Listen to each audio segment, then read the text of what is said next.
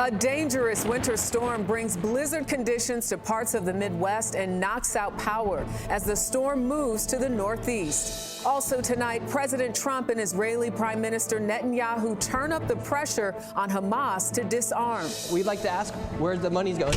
The federal government opens an investigation in Minnesota after a YouTuber alleges Medicaid fraud at daycare centers. We'll tell you what our investigation found. A hero of the Bondi Beach terror attack tells his story exclusively to CBS News. And Beyonce joins a new group. She's now one of 5 musicians to achieve billionaire status. Best revenge is your paper. From CBS News headquarters in New York, this is the CBS Evening News. Good evening, everyone, and thank you for joining us. I'm Jerika Duncan. A lot of people in Michigan are spending this night in the cold and in the dark. A brutal winter storm brought snow, ice, and strong winds to the Midwest today, knocking out power to thousands. Whiteout conditions made travel dangerous. As you can see there, thousands of flights were delayed or canceled on a busy holiday week travel day. And now the storm is moving to the Northeast. We begin tonight with CBS News meteorologist Rob Marciano. A colossal winter storm is generating life-threatening weather across a big stretch of the U.S. and delivering blizzard conditions to the Midwest. Nearly 2 feet of snow falling in parts of Wisconsin overnight. 14-vehicle crash. Creating whiteout conditions in Iowa and plunging temperatures to negative 35 degrees in parts of North Dakota. It's very frustrating. This is nationwide. And another day of delays at airports across the country, with more than 7,000 flights delayed on Monday alone and over 800 cancellations. The storm's massive front spawned tornadoes in Illinois as the cold air collided with spring-like temperatures. And another 1 to 3 feet of lake-effect snow is forecast in western New York and Pennsylvania, where temperatures are expected to drop well below freezing ahead of the new year. And those cold winds are going to rip off those relatively warm waters of the Great Lakes and enhance the snowfall there. It's going to pile up, no doubt about it. The winds today were something to see. Look at the number in Buffalo, New York, 79-mile-per-hour wind gusts. That's the strongest wind gusts they've seen since 1980. You can see much of this part of the country has endured the winds, which we'll be picking up tonight here in New York City. Wind advisories, alerts and warnings across much of the northeastern third of the country. And we'll see gusts 35 to 40, 45. In some of the higher elevations tomorrow morning could see upwards of 50 or 60 mile-per-hour winds. So we're watching that closely. Meanwhile, in the west, the next storm up is coming in on New Year's Eve for California. It's going to be another wet one, New Year's Eve, New Year's Day, and another surge coming in the day after New Year's. We could see up to 6 inches of rainfall there with several feet in the mountains. Ground is saturated, so flooding could very well be an issue. And here in New York for New Year's Eve could very well be the coldest New Year's Eve we've seen since 2017. So it will feel very much like winter as we ring in 2026. Jerika? All right, Rob Marciano, thank you. Well, it was sunny and near 80 degrees in Palm Beach, Florida today when President Trump welcomed Israeli Prime Minister Benjamin Netanyahu to Mar-a-Lago. Announced the peace plan for Gaza. Now he and Netanyahu are turning up the pressure on Hamas to comply with those terms. Here's Ed O'Keefe. President Trump and Israeli Prime Minister Benjamin Netanyahu today warned of consequences if Hamas doesn't disarm. If they don't disarm, as they agreed to do, they agreed to it, and then they'll be held to pay for them. The Israeli leader flew to Florida to reiterate his concern Hamas isn't holding up its end of the 20-point peace plan for Gaza. Israel's lived up to the plan 100%. The president and prime minister also met with the parents of Ron Gavili, the final hostage whose remains have yet to be returned. The first phase of the peace plan called on Hamas to return remains of all dead hostages. And Netanyahu used his 5th meeting with Trump this year to accuse Iran of starting to restock its ballistic missile supply. The president warned Israel and the United States could strike again. It hasn't been confirmed, but if it's confirmed, look, they know the consequences. Consequences will be very powerful, maybe more powerful than the last time. Netanyahu came calling a day after Ukraine's Volodymyr Zelensky, who also flew to Mar-a-Lago to keep pressing Trump for peace. Far closer than ever before. But before and after Zelensky's visit, Trump spoke with Russia's Vladimir Putin. Russia now says it may need to rethink its negotiating position on peace talks, accusing Ukraine of a drone attack on one of Putin's homes. Ukraine denied the claims as it's faced a recent barrage of Russian attacks. Today, Trump appeared to side with Russia. It's another thing to attack his house. It's not the right time to do any of that. And Ed O'Keefe joining us back live. Ed, then, of course, there's the case of Venezuela. The president mentioned today that they struck a building but didn't give specifics or proof of that. Has the White House or the Pentagon had any comment thus far? Yeah, Jerika, this appears to be the first known strike inside Venezuela. The president said it was on a major dock area where drugs are loaded up, but didn't say when it happened or where exactly.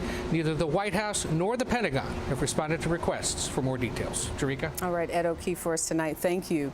We have an update on the mid-air collision of two helicopters over New Jersey. Both pilots, the only people on the choppers, have now died of their injuries. Reporter Ray Strickland from CBS News Philadelphia spoke with a homeowner who ran to the scene and tried to comfort one of the pilots.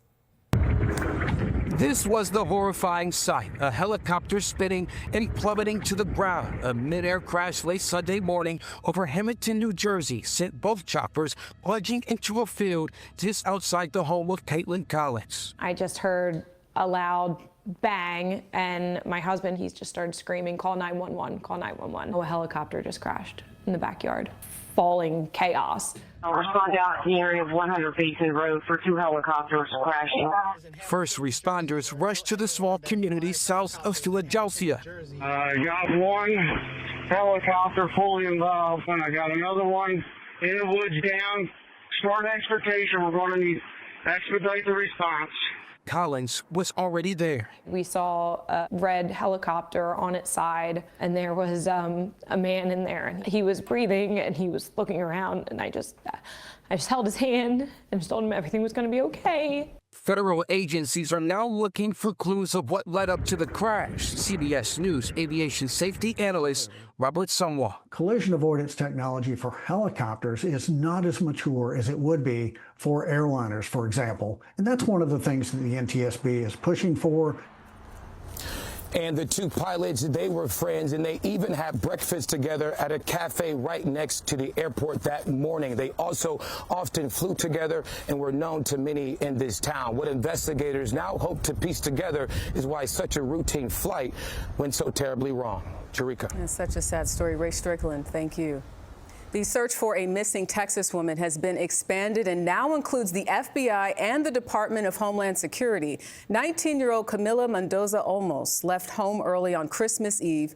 Late today, the sheriff of Bexar County released a grainy dash cam video in which a figure with clothing matching the missing woman is seen walking a short distance from her home. Her mother says her daughter left her cell phone behind, and that's highly unusual. British heavyweight boxer Anthony Joshua was taken to the hospital after a car crash in Nigeria. 2 members of his team were killed. Joshua, who is 36 years old, won a non-title fight against social media figure Jake Paul earlier this month. Joshua is reported to be in stable condition with minor injuries.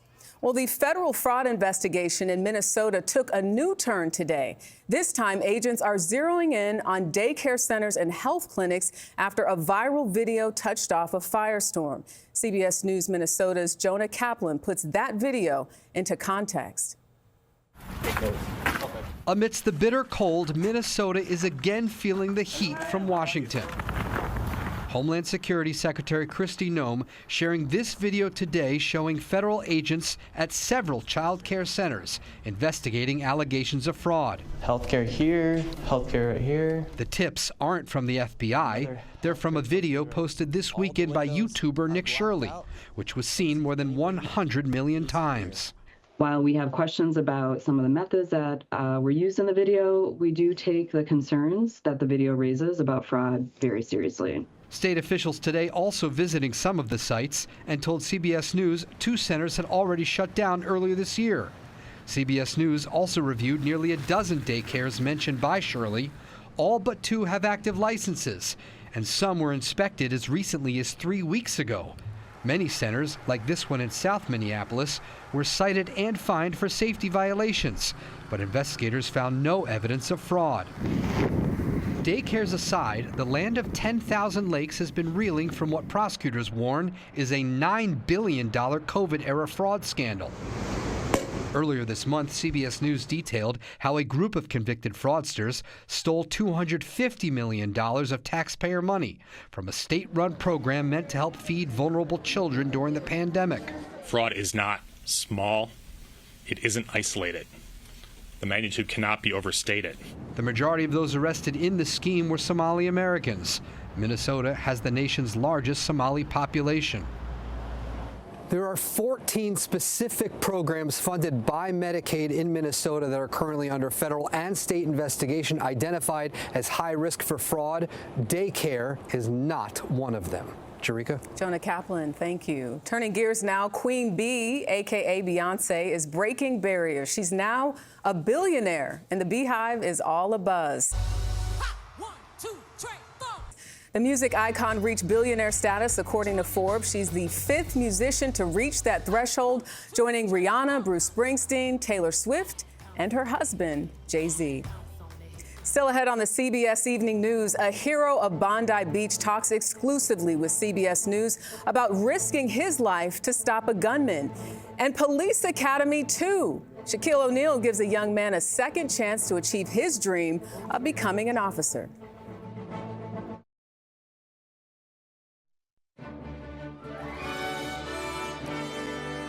It has been 2 weeks since gunmen opened fire on a Hanukkah celebration in Sydney, Australia, killing 15 people and wounding 40 others. Today, families of the victims called for a federal commission to investigate a rise in anti-Semitism in that country amid the tragedy. An act of heroism stands out. Shoekeeper Ahmed Al-Ahmed tackled and disarmed one of the gunmen. Al-Ahmed was shot 5 times and survived. Anna Corin has tonight's exclusive. The world witnessed your extraordinary courage when you tackled one of the gunmen, seized his rifle during the Bondi Beach terror attack. Tell us what was going through your mind at that moment. I couldn't handle it to hear a kids and a woman and oldest and man screaming.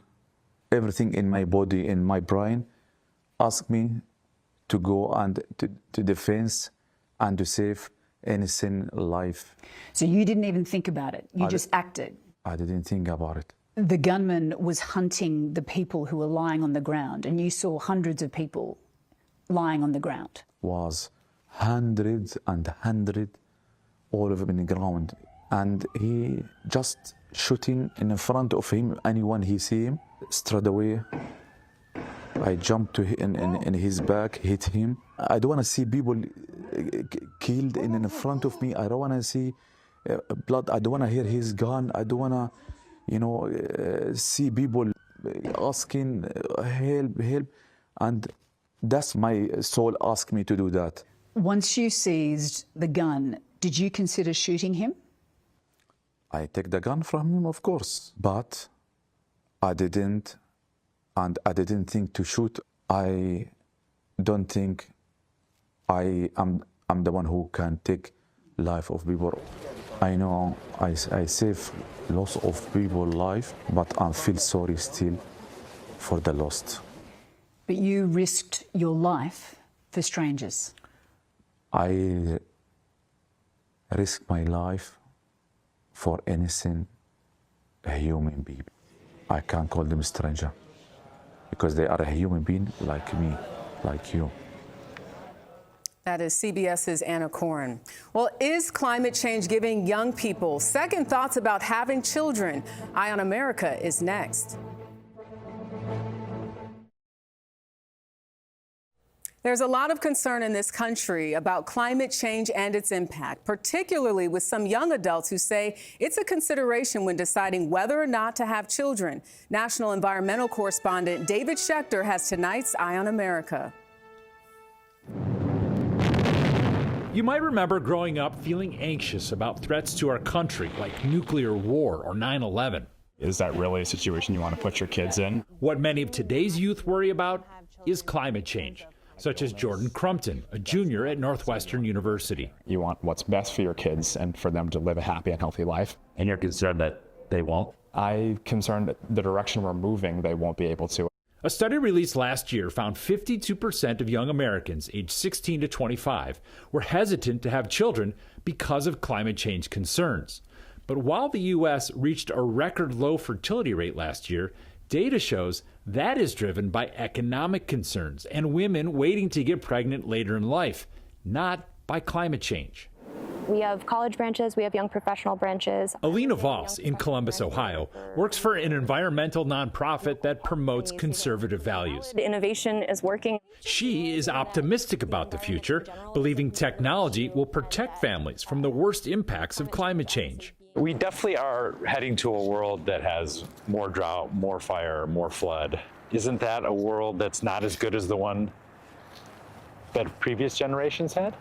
I don't think it's a reason for the next generation not to exist.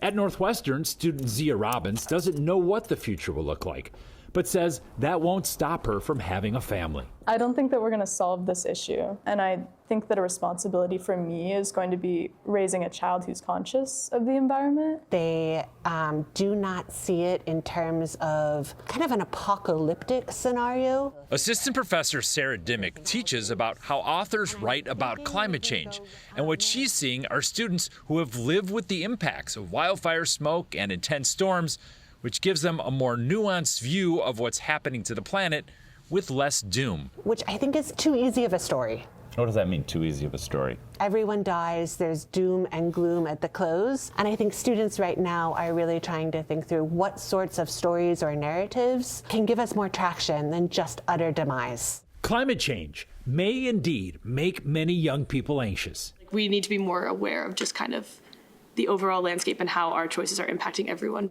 But to say that fear will keep them from starting families paints an entire generation with too broad a brush. For Eye on America, I'm David Schechter in Evanston, Illinois. Here's a question. Who does 7'1" Shaquille O'Neal look up to? You're about to see Shaq when we come back. Finally tonight, NBA Hall of Famer Shaquille O'Neal, 7'1", is trying to get Jordan Wilmore, 7'3", to pass. Not a basketball, a police exam. O'Neal, a reserve officer himself, has thrown his support behind Wilmore, who was profiled earlier this year by our Steve Hartman. When Shaquille O'Neal met 24-year-old Jordan Wilmore in Kemah, Texas, he didn't expect to meet his match. I actually found out about him through jealousy. I thought I was the tallest, handsomest cop in the world. Shaq, who has several law enforcement titles himself, learned about Wilmore's quest to become an officer and wanted to know more. On this, because it's commendable that a kid wants to be a cop. I love cops. Back in September, Steve Hartman shared the story of how Wilmore was encouraged to pursue basketball his whole life because of his height. It was hard for me to share like my dreams or, the stuff I wanted to do growing up because it was, well, you just got to focus on basketball because it can make you millions. If you got a phone call tomorrow, the NBA, $1 million, or stay here and be a cop in Texas. Stay here. You want to think about it? No, I'll stay here. But after completing the police academy, Wilmore fell short of passing the state exam by 1 point. So Shaq jumped in to help Wilmore rebound. He agreed to pay for Wilmore's expenses for the next 5 months so he can focus on the exam. I let him know that he had my full support, so I'm going to be on you, brother. Make sure you get it done. All right, thank you. Shaquille O'Neal says he has a custom police car ready for Wilmore to use when he passes. And now to this programming note. Starting Monday, January 5th, this broadcast will be anchored by Tony DeCopel. For now, I'm Jerika Duncan in New York. We thank you so much for watching. Have a good night.